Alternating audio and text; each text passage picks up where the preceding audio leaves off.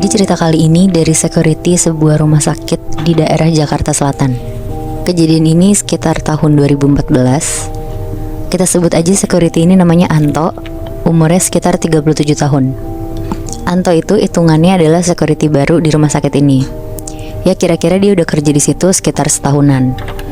Jadi sistem jaga di security rumah sakit ini tuh ada yang jaga di depan, jaga per lantai, sama tempat-tempat lainnya lah.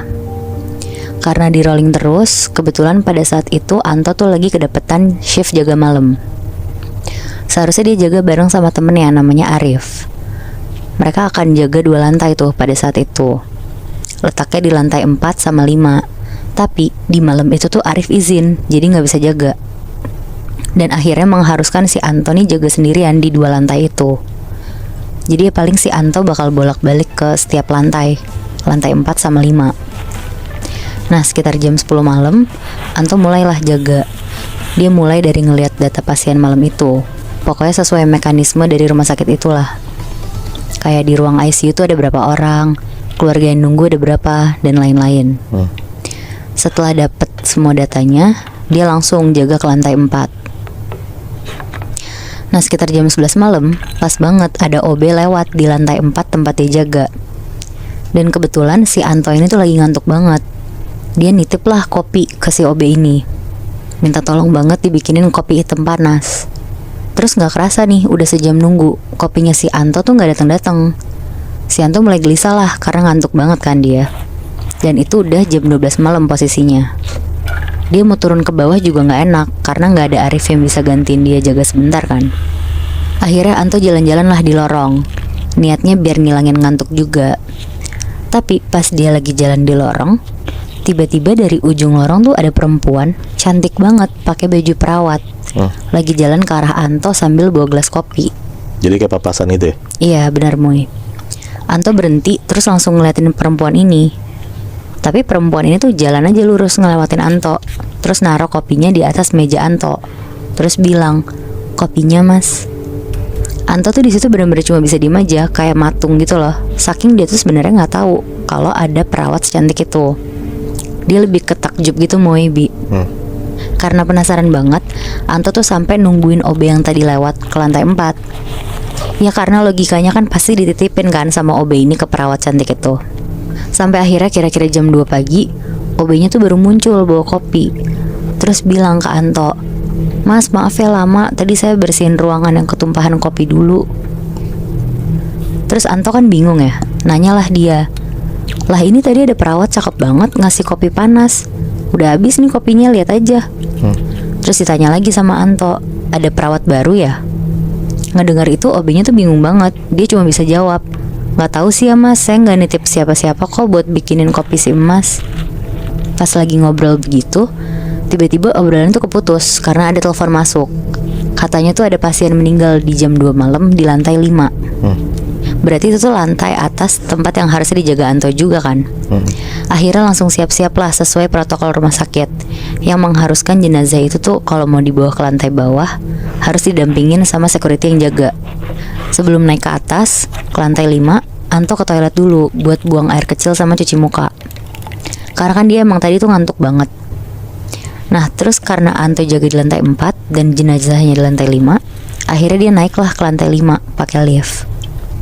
Pas pintu liftnya kebuka, itu tuh udah ada kereta jenazahnya gitu di depan lift Moy Bi. Tapi pas Anto ngeliat kanan kiri tuh gak ada siapa-siapa. Dia mau nanya ke perawat juga posisinya di situ tuh gak ada perawat. Jadi cuman kerandanya doang gitu? Kerandanya doang Moy. Tapi ada mayatnya? Ada. Wow. Akhirnya Anto ngedorong kereta itu untuk masuk ke lift. Dia mencet tombol liftnya. Begitu pintu liftnya kebuka, dia langsung masuklah sambil dorong kereta jenazah ini. Walaupun sebenarnya dalam hati Anto tuh juga bingung, kayak petugas yang lain kemana ya? Soalnya biasanya kan selalu ada yang dampingin dia kan. Tapi karena takut jenazah udah ditunggu di ruang jenazah, jadi Anto inisiatif lah ngebawa jenazah ini ke lantai bawah.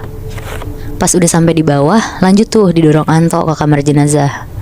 Pas udah ditaruh Anto di kamar jenazah, Anto mau nyarilah petugas jenazahnya ini. Karena biasanya yang jaga di kamar jenazah tuh ada 2 Moy Bi. Ada dokter sama satu lagi petugasnya, kayak yang dampingin dokter gitu. Nah mereka berdua tuh ada ruangannya sendiri. Jadi di dalam kamar jenazah itu tuh ada bilik. Nah mereka tuh di balik biliknya itu, tempat dokter sama petugasnya.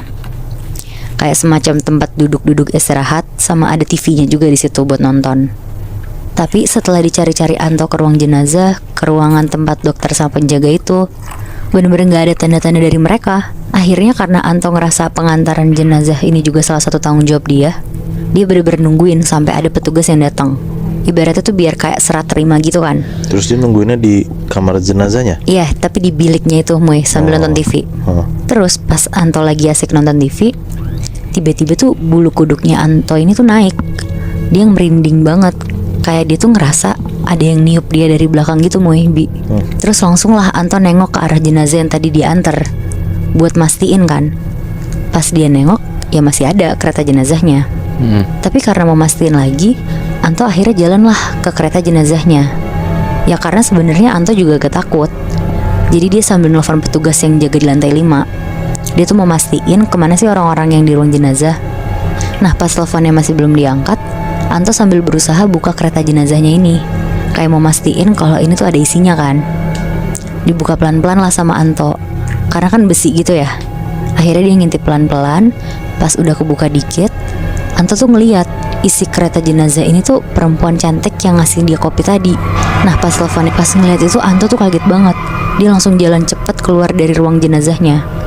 Dia bener-bener nelfonin petugas itu terus-terusan. Dan begitu diangkat, kata petugas lantai 5 itu, dia tuh bahkan gak tahu kalau ada jenazah, dan mau dicek dulu lah sama si petugas ini yang di lantai 5. Abis itu Anto ngomong kalau jenazah ini tuh udah dibawa turun sama dia, udah ada di ruang jenazah. Sambil dia nelfon, sambil ngeliat lah ke arah ruang jenazah, buat mastiin kalau kereta jenazah ini tuh masih ada kan. Dan ternyata masih ada, bener.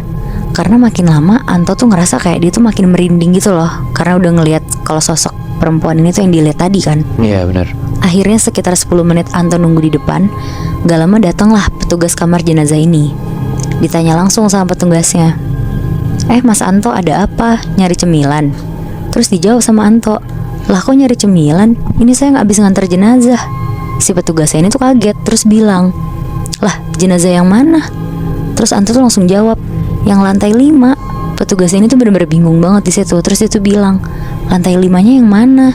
Nah terus pas Anto nengok ke belakang buat nunjukin kereta jenazahnya itu, ternyata itu kereta jenazah tuh udah gak ada. Bener-bener tempat dia taruh kereta jenazah tadi tuh kosong. Jadi gak cuman mayatnya doang hilang, tapi kerandanya juga gak ada? Gak ada, Bi. Oh shit. Jujur Anto di situ shock banget, dan jadi heboh banget lah satu rumah sakit pada hari itu. Akhirnya karena semuanya penasaran, diceklah ke CCTV rumah sakit itu. Ternyata Bi, emang bener ada kematian, tapi itu tadi sore, bukan jam 2 pagi. Dan dari hasil CCTV itu adalah Anto tuh emang beneran ke lantai 5. Dia juga ngedorong, tapi yang didorong tuh gak ada. Sampai dia ke lantai bawah menuju ruang jenazah, juga postur tangan dan tubuhnya dia tuh kayak ngebawa kereta jenazah. Fuck. Jadi kayak di CCTV itu kelihatannya seakan-akan Pak Anto ini ngedorong keranda mayat, tapi ya kayak main-main doang gitu. Iya bener. Wah anjrit. Dan semenjak hari itu Bi, Anto tuh jadi trauma banget. Dan langsung adalah peraturan di rumah sakit itu, kalau bawa jenazah harus ada persetujuan, dan yang bawa turun tuh harus petugasnya. Tapi pas pengambilan jenazah ya tetap harus didampingin security.